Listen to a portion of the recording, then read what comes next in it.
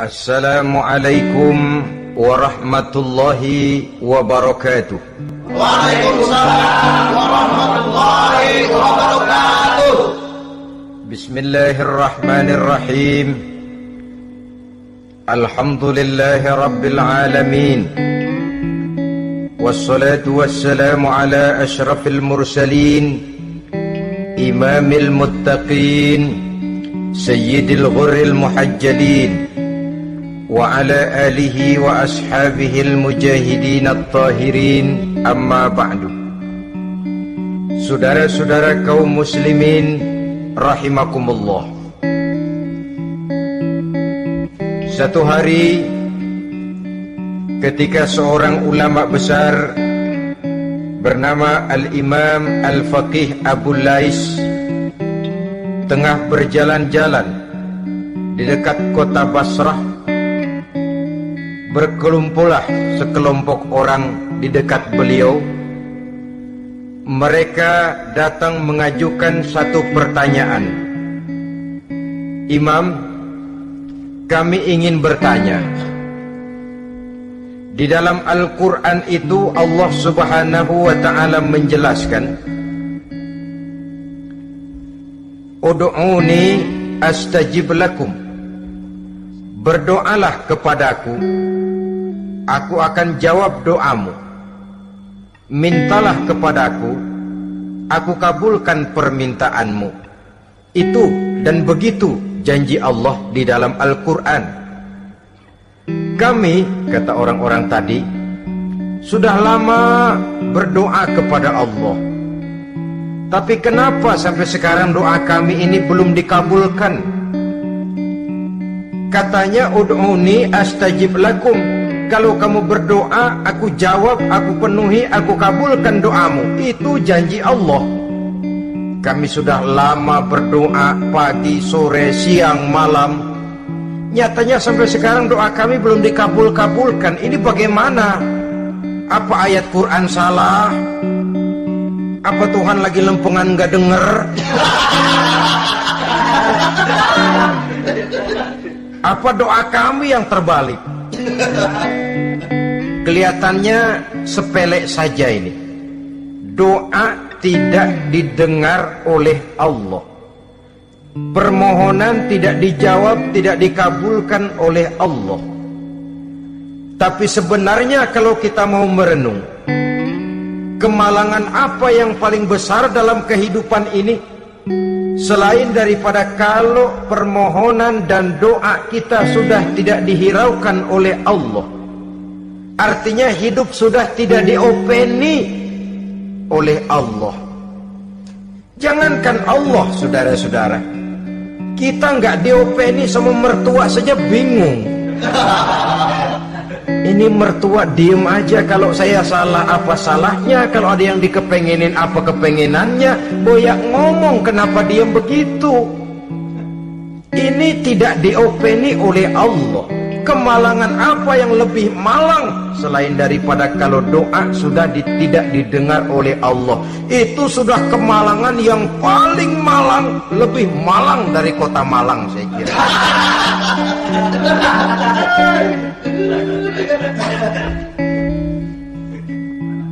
Menghadapi pertanyaan ini, Imam Al-Faqih Abu Lais senyum. Lalu beliau berkata, tuan-tuan, tahu kenapa doa tuan-tuan tidak dijawab, permohonan tidak dikabulkan? Allah sudah tidak memperdulikan tuan-tuan ini. Kami tidak tahu, Imam, maka kami bertanya. Begini, hati tuan-tuan itu mati. Dari hati yang mati, channel tidak nyambung kepada Allah. Dari channel yang putus tidak ada getaran strom, bagaimana akan timbul gejala? Hatimu mati, jadi pantas kalau doa tidak dikabulkan, permohonan tidak dipenuhi, doa tidak terjawab, hatimu mati. Saudara-saudara kaum muslimin, dari hati yang mati ini, getaran tidak akan sampai ke hadratullah azza wa jalla. Nah, ini juga satu penyakit yang kita sangat khawatirkan, yaitu apabila hati kita sudah mati selagi jasad masih hidup. Artinya, jadilah kita bangkai berjalan di hadapan Allah Subhanahu wa ta'ala. Sementara kita sangat disibukkan dengan menggali berbagai macam jenis obat penangkal penyakit zahir, dan kita kurang perhatian untuk mencari obat penangkal penyakit batin yang kalau diserang penyakitnya menghancurkan kehidupan abadi di akhirat nanti. Perkembangan ilmu kedokteran nyata benar diikuti dengan perkembangan jenis-jenis penyakit. Makin maju ilmu kedokteran, makin modern penyakit. Ngerti juga rupanya itu penyakit. Dulu kita tidak kenal yang namanya AIDS, kita tidak tahu yang namanya liver, kita tidak kenal yang namanya stres. Paling yang banyak jika masuk angin dan sebagainya. Tapi baiklah, penyakit-penyakit batin yang menyebabkan hati menjadi mati, dan dari hati yang mati doa tidak naik, tidak didengarkan oleh Allah Subhanahu wa ta'ala. Nah, kata orang-orang tadi, yang menyebabkan hati kami mati ini apa, Imam? Beliau menjawab, pertama, araftumullaha wa lam tu'tuhu haqqahu. Yang menyebabkan hatimu jadi mati, pertama, kamu kenal benar kepada Allah, tapi haknya untuk disembah, kewajibanmu untuk menyembah, tidak pernah kamu laksanakan. Bagaimana Allah tidak akan jauh dari kita kalau kita tidak akan mengadakan pendekatan kepadanya? Dan pendekatan kepada Allah hanya bisa kita tempuh melalui jalur kegiatan ritual ibadah. Allah akan terlalu jauh apabila kita hanya membicarakannya lewat filsafat dan renungan yang mendalam. Tapi Allah akan dekat dan terasa hadir dalam hidup apabila kita dekati Ia dengan pelaksanaan ibadah kepadanya.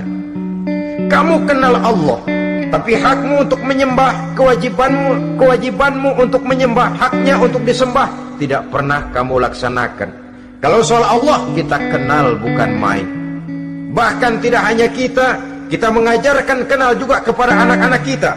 Kalau ditanya siapa pencipta matahari, bulan dan bintang, Allah. Siapa pencipta lautan, gunung, hutan belantara dan sungai-sungai, Allah. Siapa pencipta bumi, matahari dan sebagainya, Allah. Sembahyang apa enggak? Bagaimana nanti?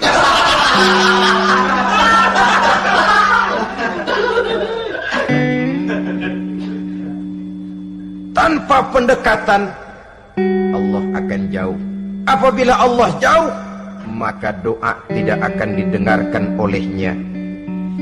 Oleh sebab itu, logika mengajarkan kepada kita, berpayahlah dulu, wa man ladzatu illa ba'da ta'ab, inna ma'al usri yusra. Di balik kesulitan menunggu kemudahan. Nikmat baru akan terasa, kelezatan hidup baru akan terasa setelah kita jerih payah banting tulang peras keringat. Rasanya memang lebih nikmat sepotong singkong hasil cucuran keringat sendiri ketimbang roti dijejelin orang. Ini berarti kita ingin mohon pertolongan kepada Allah, sementara dengan Allah sendiri kita jauh. Sama saja dalam kehidupan kita analoginya, saudara-saudara. Orang tidak kenal kepada saudara, tahu-tahu jauh dari saudara, tahu-tahu datang mau minjem duit. Apa kesan saudara? Enak aja, kenal enggak, deket enggak, datang-datang mau minjem duit. Emang duit percetakan bapak lu?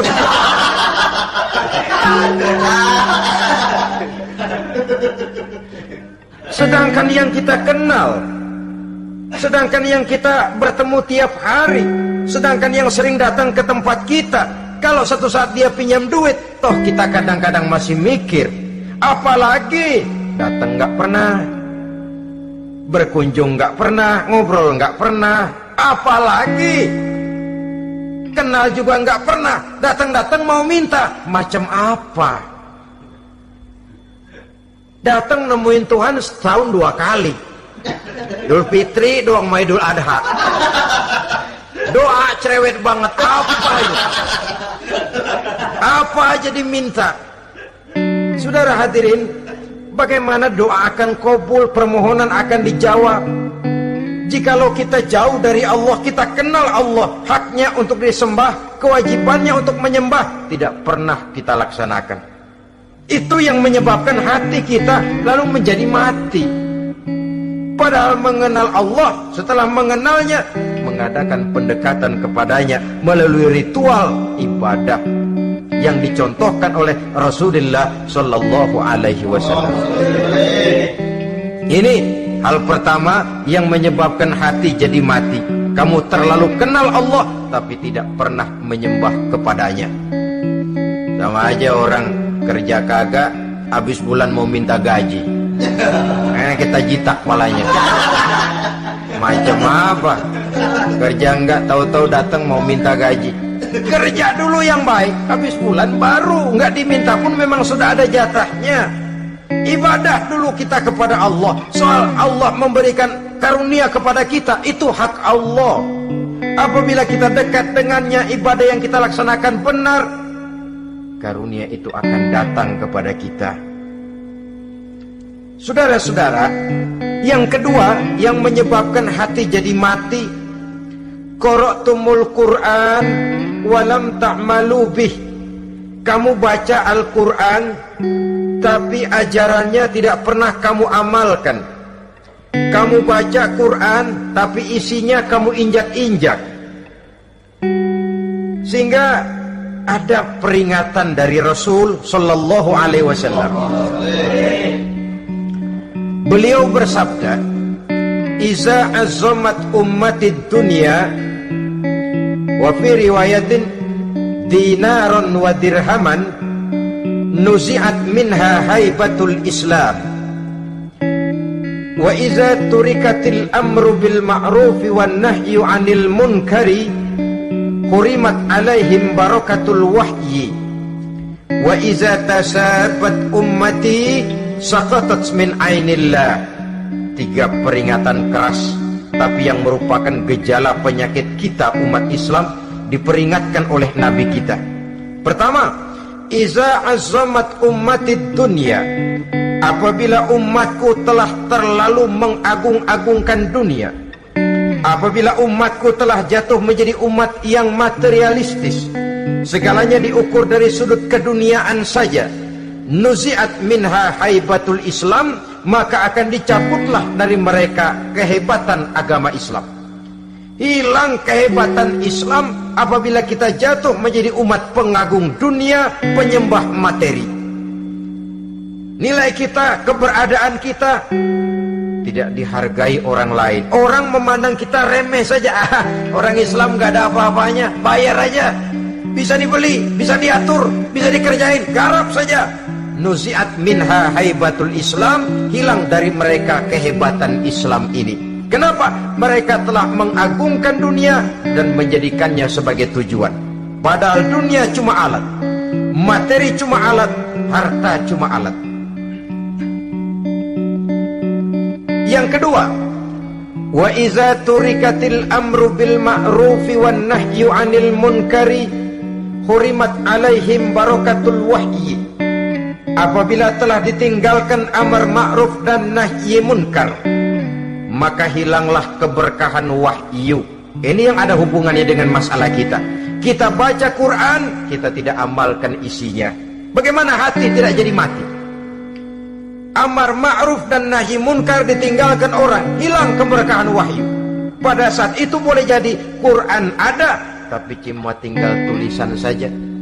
Islam ada, cuma tinggal sekedar nama saja. Diseminarkan, disemposiumkan, dimuktamarkan, tapi tidak dijabarkan dalam kehidupan sehari-hari. Apabila amar ma'ruf dan nahi munkar telah ditinggalkan orang, hilang keberkahan Quran. Akibatnya apa? Apabila amar ma'ruf tidak lagi digalakkan orang, nahi munkar tidak dilaksanakan orang, lalu orang menilai sesuatu menurut seleranya sendiri. Mana yang ma'ruf, mana yang munkar, tidak ada lagi patokan utama. Kalau baik kata otaknya, dia kerjakan. Tidak baik menurut otaknya, dia tinggalkan. Agamanya adalah otak, berhalanya adalah akal. Akhirnya umat kehilangan pedoman, tidak lagi jelas mana batas yang ma'ruf, mana batas yang munkar.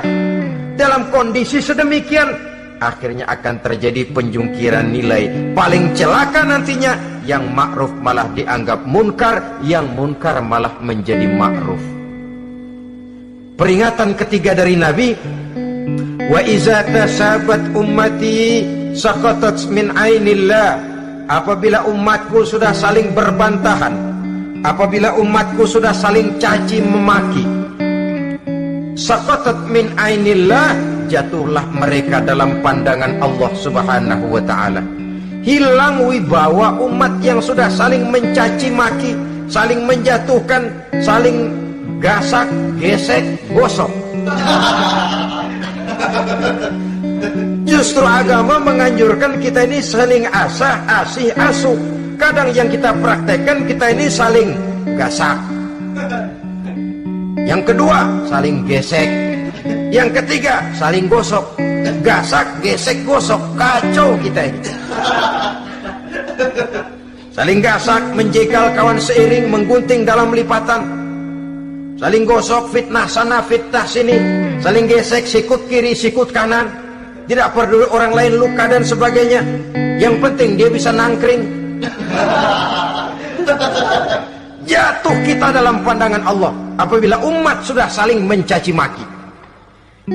Maka kita kembali kepada persoalan. Hal kedua yang menyebabkan hati jadi mati, qara'tumul Qur'an walam ta'malu bih. Kita baca Al-Quran tapi ajarannya nyaris tidak kita amalkan di dalam kehidupan kita.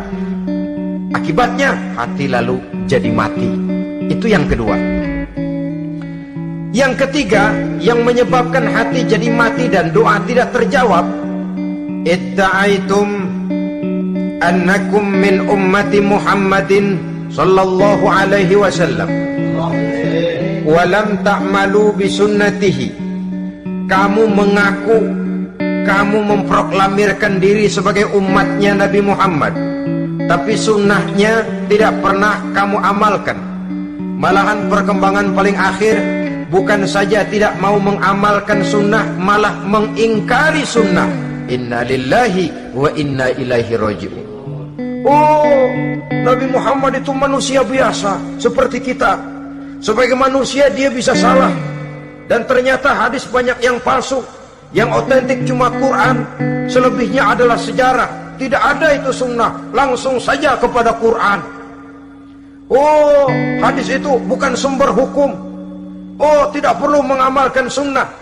Saudara-saudara kaum muslimin, mengaku kita umat Nabi, tapi sunnahnya kita campakkan, tidak kita amalkan. Setelah tidak kita amalkan, kita campakkan. Setelah kita campakkan, kita ingkari pula. Inna lillahi wa inna ilaihi raji'un. Bagaimana hati tidak jadi mati? Kalau siang malam kita memproklamirkan diri sebagai umat Nabi Muhammad, sementara sunnahnya kita campakkan, kita abaikan, dan kita ingkari dia, sunnah itu.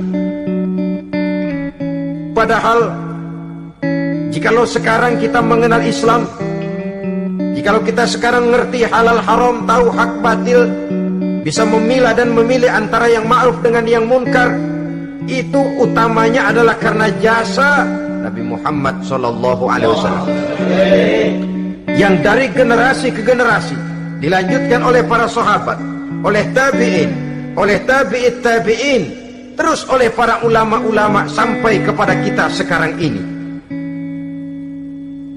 Walaupun beliau hanya berfungsi sebagai penyampai, tapi kepribadiannya dijadikan model oleh Allah Subhanahu wa ta'ala di dalam kita melaksanakan kehidupan beragama. Bahwa beliau manusia seperti kita, memang dalam arti unsur biologisnya ya manusia, punya darah, punya daging, punya hati, punya perasaan, bisa sedih, bisa gembira. Tetapi beliau itu termasuk basyarun la kal basyar, manusia yang tidak seperti manusia pada umumnya, punya spesifik, dan itu wajar sebagai seorang rasul pilihan Allah, apalagi merupakan rasul pilihan dari sekian puluh pilihan. Bahwa Jamrud itu batu memang, tapi nilainya kan berbeda dengan batu kolar. Satu truk batu kolar dengan barangkali segenggam batu jamrut, nilainya tentu jauh lebih mahal batu jamrut. Kalau soal batunya, sama batunya, tapi nilainya berbeda karena esensinya berbeda. Kita manusia, Nabi Muhammad juga manusia, sama manusianya memang, tapi kualitasnya, nilainya tentu jauh panggang daripada api.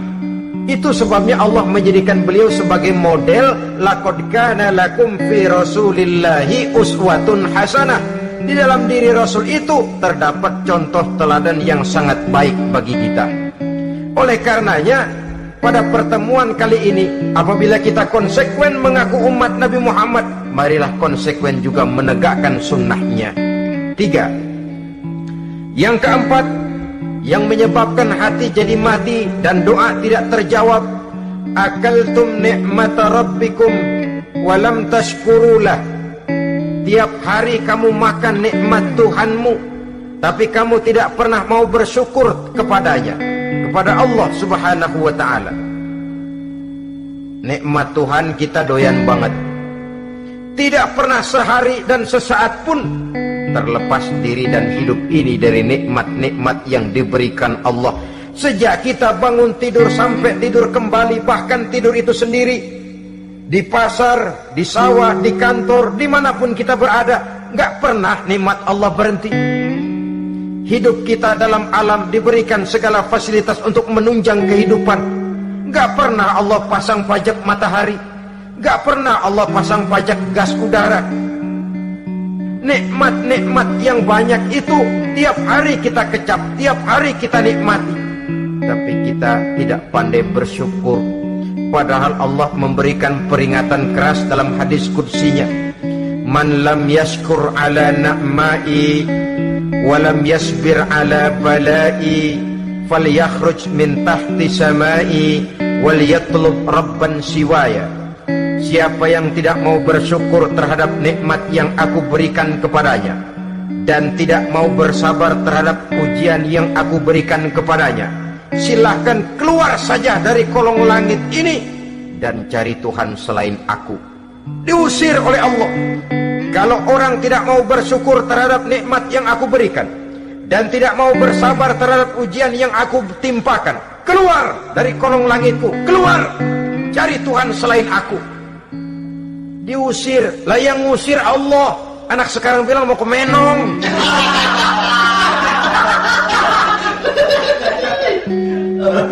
Kalau diusir kita dari Jakarta, masih bisa pindah ke Bandung. Diusir kita dari Bandung, bisa pindah ke Jogja, Solo. Diusir kita dari Indonesia, bisa pindah ke Singapura, Malaysia. Diusir dari kolong langit, mau cari langit mana lagi? Kalau kau tidak mau mensyukuri nikmat, tidak sabar terhadap ujian yang aku berikan kepadamu, keluar saja, keluar dari kolong langitku ini, cari Tuhan selain aku. Kalau istilah kita mah Tuhan jengkel banget udah itu. Nikmatku, yang nikmat yang aku berikan kau makan, tapi kepadaku engkau tidak pernah mau bersyukur. Saudara-saudara kaum muslimin rahimakumullah, wajar. Kita dulunya tidak ada, sekarang ada nikmat. Susunan biologis manusiawi kita demikian cantik, nikmat.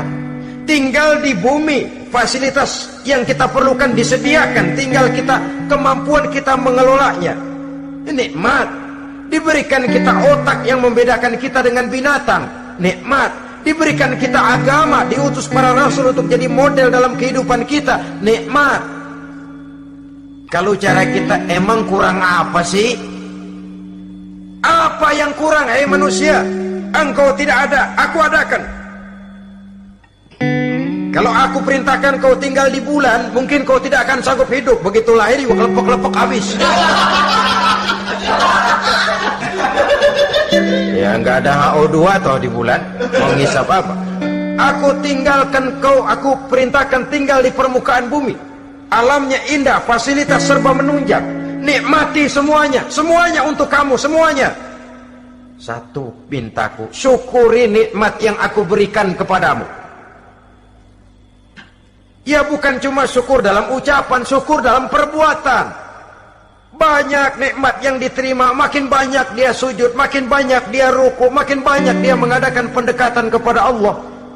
Syukur dalam artian berupa tindakan dan perbuatan, mempergunakan nikmat sesuai dengan kehendak yang memberikan nikmat itu sendiri kepada kita. Saudara-saudara kaum muslimin rahimakumullah, ini penyakit yang keempat. Kamu makan nikmat Tuhanmu, tapi kamu tidak pernah pandai bersyukur kepadanya, mensyukuri nikmat yang diberikan tadi. Bagaimana hati tidak jadi mati? Kita sibuk mempersolek jasmani, mencari obat penangkal penyakit zahir.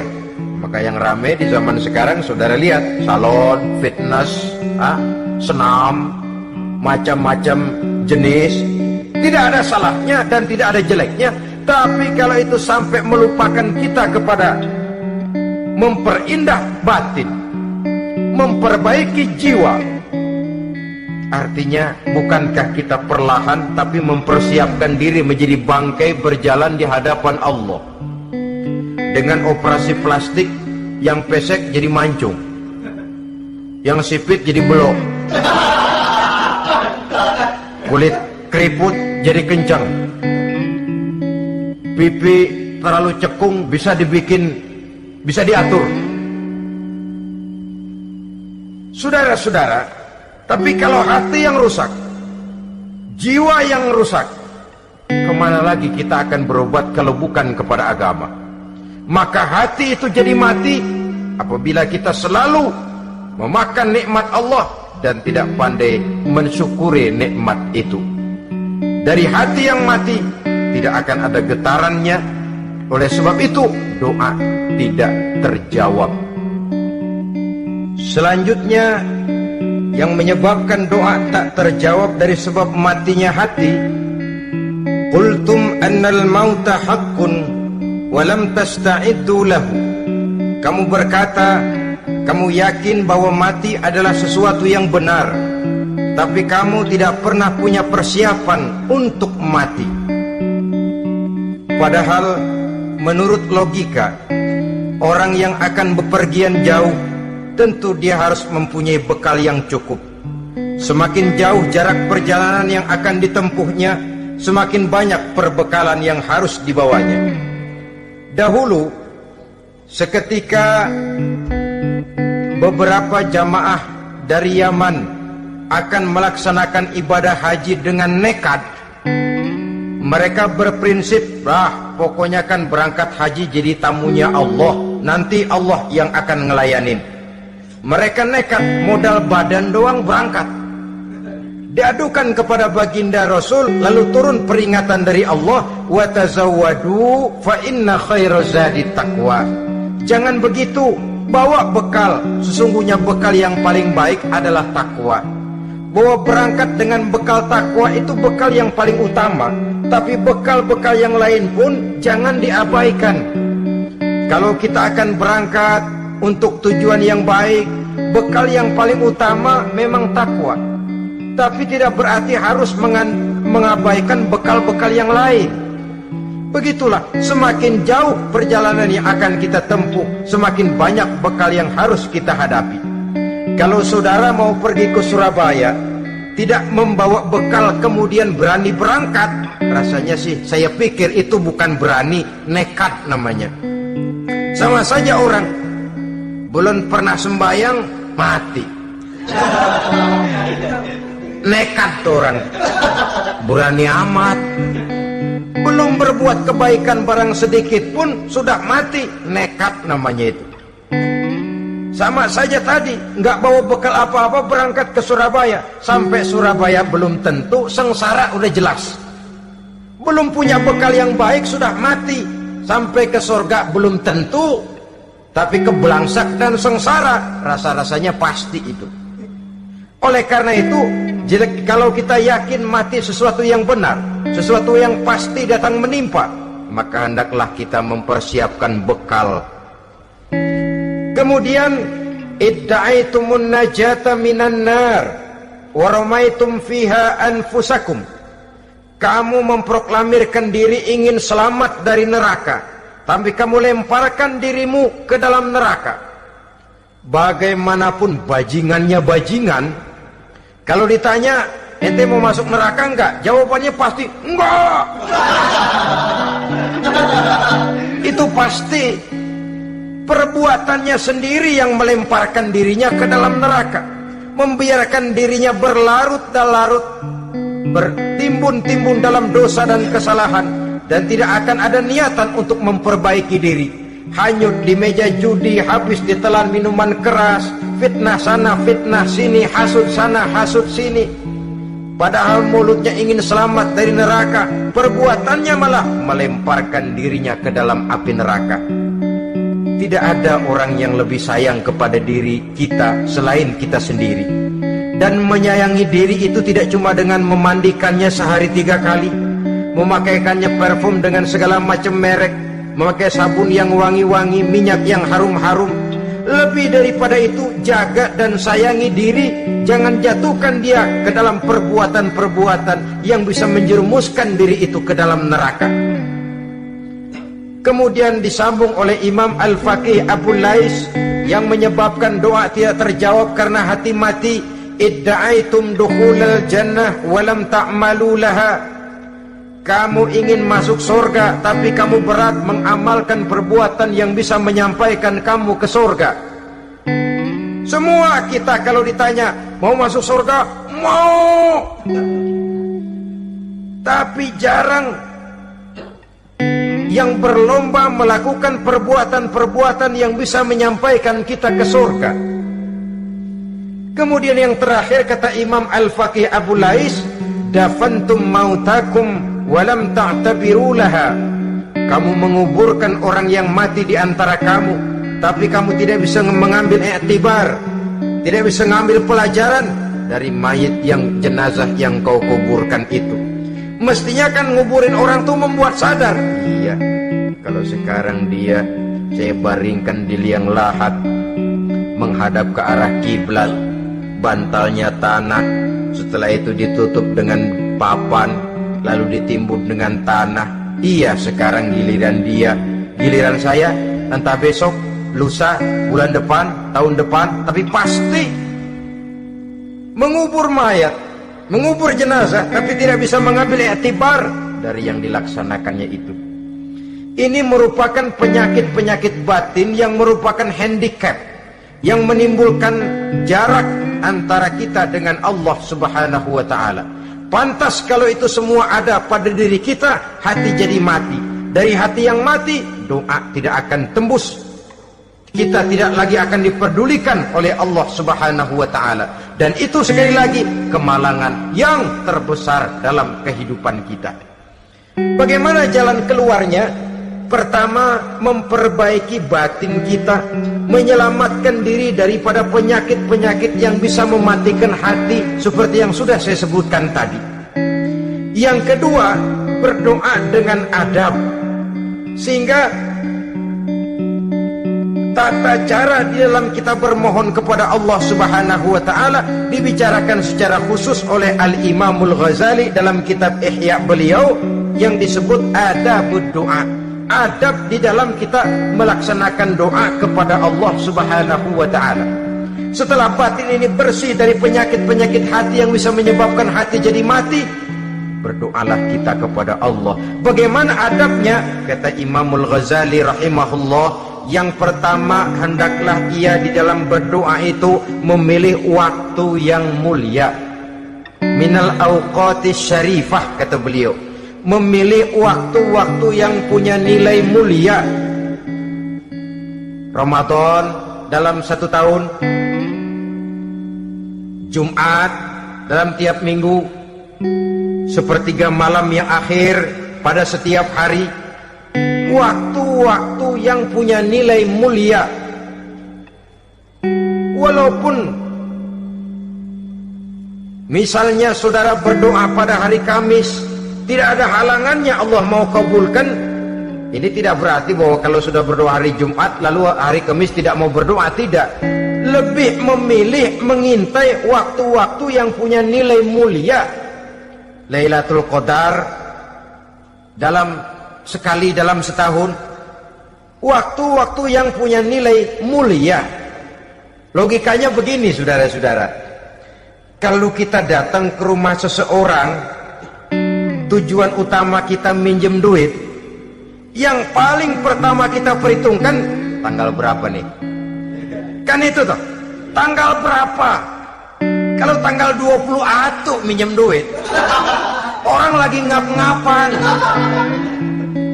boro-boro dia bisa minjemin, dia sendiri mungkin lagi pusing. Kita lebih dulu kita amatin tanggal berapa nih? Yang enak sore apa siang? Jam 2. Jam 2 dia baru pulang dari kantor, tapi giliran tidur. Kalau dia tidur dibangunin, datang mau minjem duit, kagak dimaki-maki udah kebagusan deh. Kan kita lihat waktunya, timingnya kata orang sekarang. Tanggal berapa, sore apa malam, apalagi gulem apa terang bulan. Itu semua sudah kita atur sedemikian rupa, memilih waktu. Yang kedua kata Imamul Ghazali, memilih keadaan yang istimewa. Kalau tadi soal waktu, yang kedua soal keadaan. Ada situasi-situasi di mana doa itu diijabah oleh Allah Subhanahu wa taala. Di antaranya kata Imam Abi Hurairah, "Inda zahfi sufuf fi sabilillah." Pada waktu mengatur barisan perang membela agama, di situ doa kabul. Inda nuzulil ghais, ketika turun gerimis, di situ doa makbul.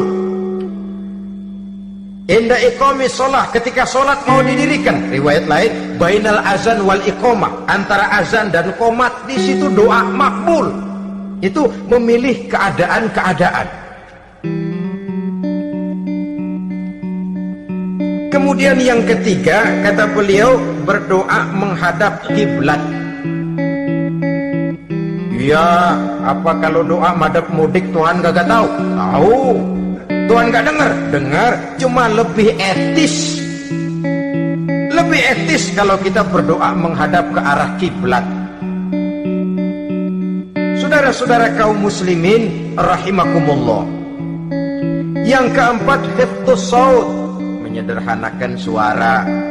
Tidak terlalu keras, juga tidak terdengar orang lain, apalagi kalau doa kita diaminkan oleh orang lain.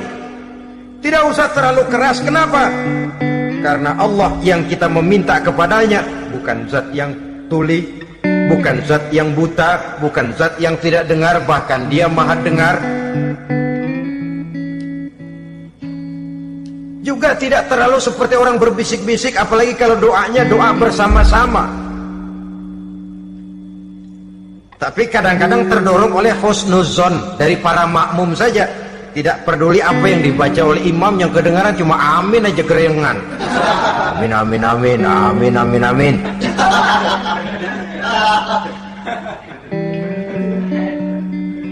Juga tidak terlalu keras, seperti orang berdoa, seperti orang pidato. Saudara-saudara kaum muslimin rahimakumullah. Yang kelima, alla yatakallafa saja fid doa. Dalam berdoa, kalau istilah kita, jangan nyelongcong. Sajak ini menunjukkan sikap berani kepada Allah. Misalnya ada orang berdoa, ya Allah ampunilah saya kalau engkau mau. Kalau Allah mau, kasihanilah saya ya Allah kalau engkau mau. Itu doa orang songong. Atau sama saja, ya Allah berilah saya rezeki dikit aja. Emang kenapa pakai begitu?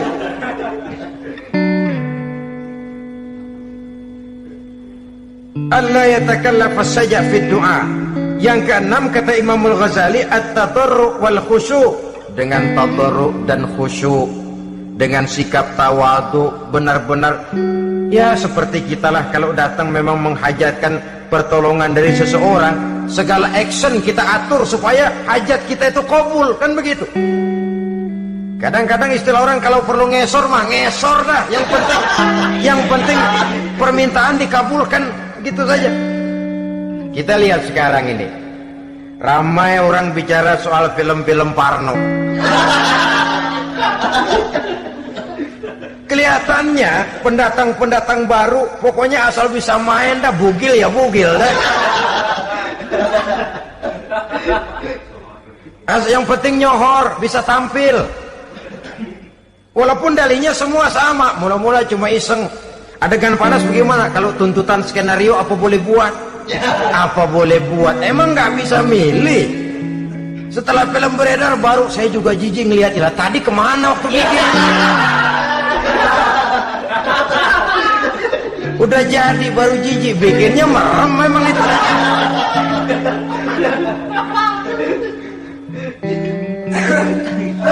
Tapi ada satu analogi, asal bisa main, asal bisa tampil di layar, apa saja jadi taruhan sudah, bugil ya bugil dah. Nggak soal dah, pokoknya bisa main, tampil, nyohor, masuk koran. Udah seperti kata-kata orang Arab, qul ala zamzam fatu'raf. Kalau pengen terkenal, kencingin sumur Zamzam. Artinya apa? Bikin yang aneh-aneh, yang orang gak kerjain, ngetop. Yang ngetop lempengan jeleknya. Sumur Zamzam dikencingin, kan nyohor itu. Sedunia orang kenal. Kenapa? Gila.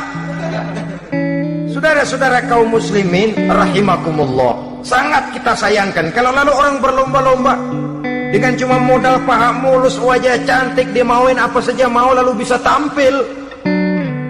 Akibatnya yang jadi korban adalah anak-anak kita, disuguhi tontonan-tontonan yang meracuni jiwa mereka. Walaupun akibatnya barangkali ya lain, seperti band orkes dengan film, memang akibatnya tidak langsung ya. Kalau band orkes akibatnya langsung, dia bisa berantem di tempat lokasi.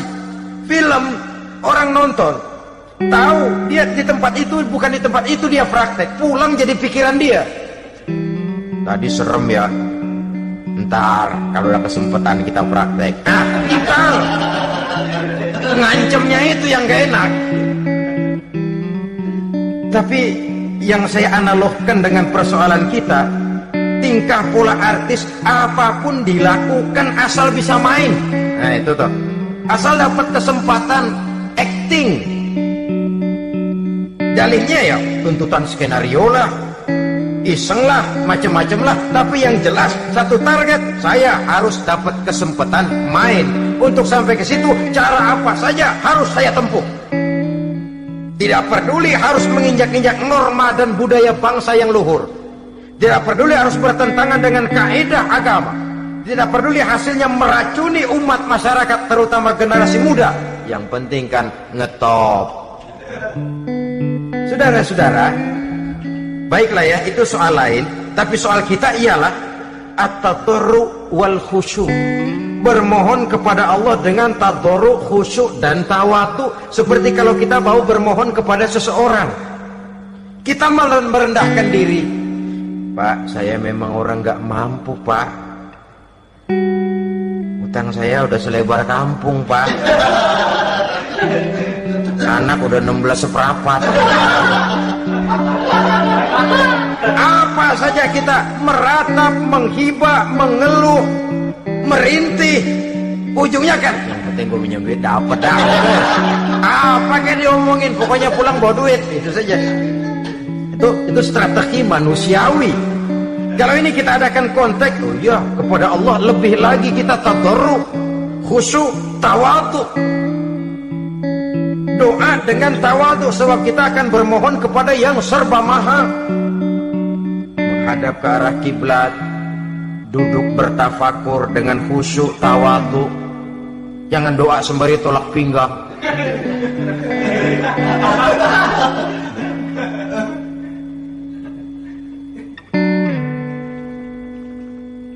Yang ketujuh, kata Imamul Ghazali, ayyujzimad du'a wa yuqina bil ijabah.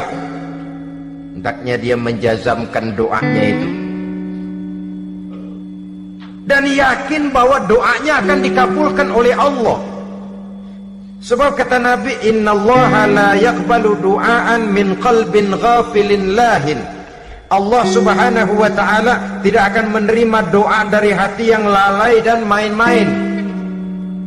Doa ke orang ugah-ugahan.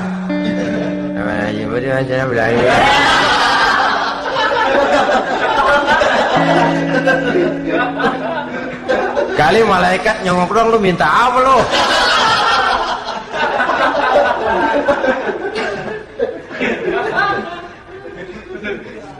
Seperti tadi itu, kita datang mau minjem duit sama orang, ngomongnya ogah-ogahan. Minjem duit dikasih syukur, enggak ya udah. Ya enggak dah, enggak dikasih sudah. Kenapa? Mintanya begitu. Enggak serius dan enggak yakin bahwa doanya akan dikabulkan. Kalau kita sudah punya keyakinan, jangan-jangan doa saya enggak diterima Allah. Enggak. Ana, kata Allah, ana inda zonni abdi bi. Aku sih bagaimana menurut sangka hambaku kepadaku saja. Kalau sangkanya baik, aku baik. Kalau sangkanya doanya dikabulkan, aku kabulkan. So itu doa harus dengan pasti dan harus dengan yakin doa itu akan dikabulkan dan meluruskan harapan, membenarkan cita-cita, meluruskan maksud apabila doa itu dikabulkan oleh Allah Subhanahu wa taala. Saudara-saudara, oleh karenanya jangan doa setengah hati. Jangan berdoa sambil main-main. Apalagi menghadap kiblat dengan dua tangan terangkat sebagaimana dicontohkan oleh Rasulullah sallallahu alaihi wasallam. Bahwa berdoa tanpa mengangkat kedua tangan pun Allah tahu, Allah dengar, tapi kelihatannya kurang serius. Seolah-olah terserah ada Tuhan, mau dikasih ya kasih, enggak ya udah. Seolah-olah kita tidak serius dalam berdoa. Kemudian yang berikutnya kata Imamul Ghazali, ayyaftatahat du'a bi dzikrillah fala yabda'u bi su'al.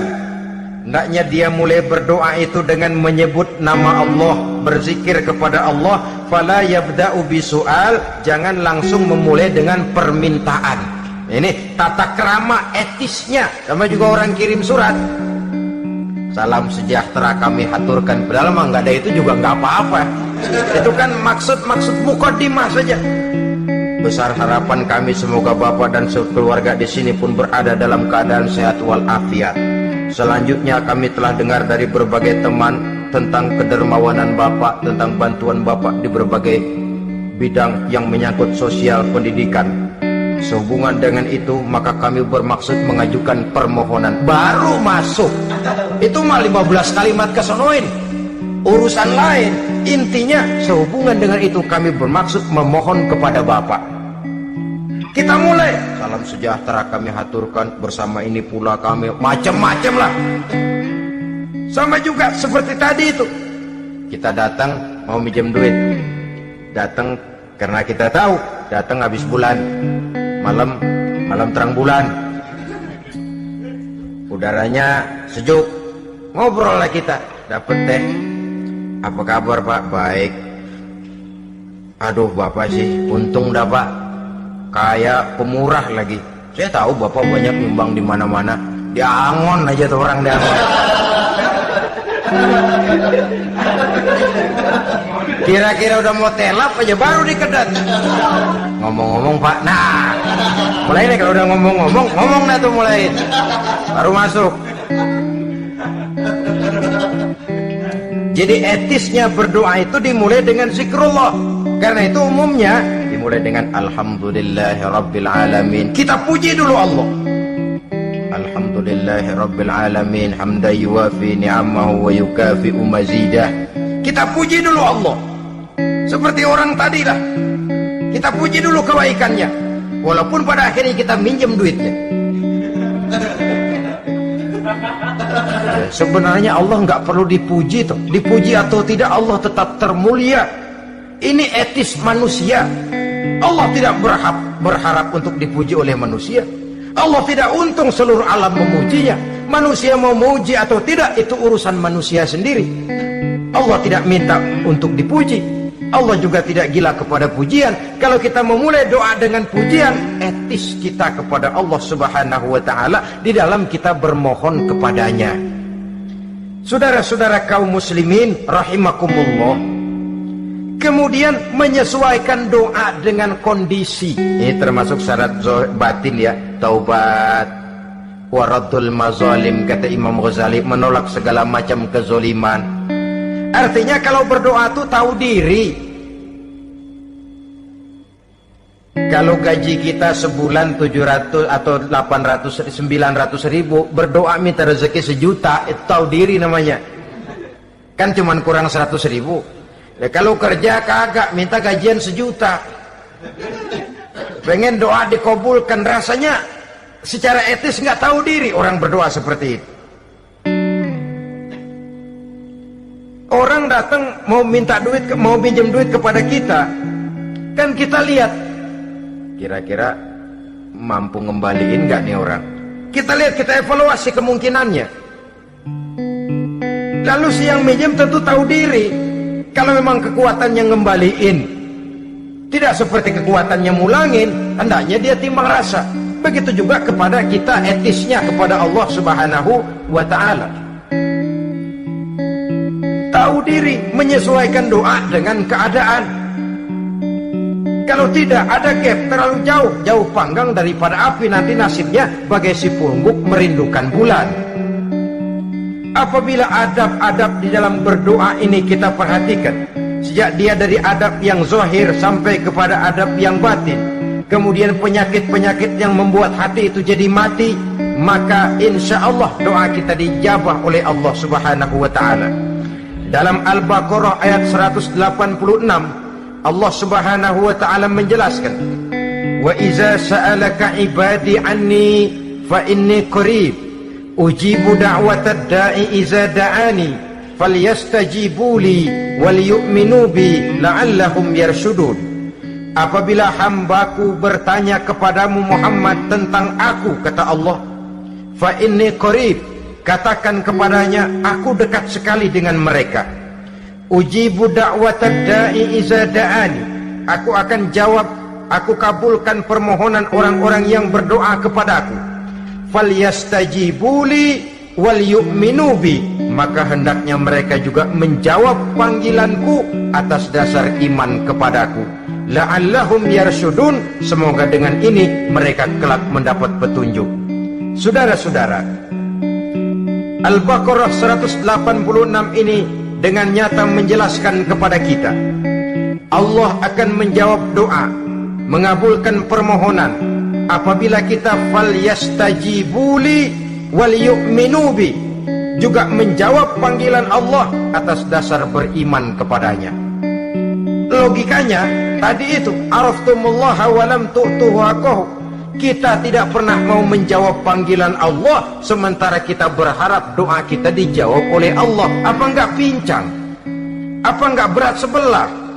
Panggilan Allah kita berat memenuhinya, sementara kita sangat berharap agar permohonan kita, seruan kita dikabulkan oleh Allah.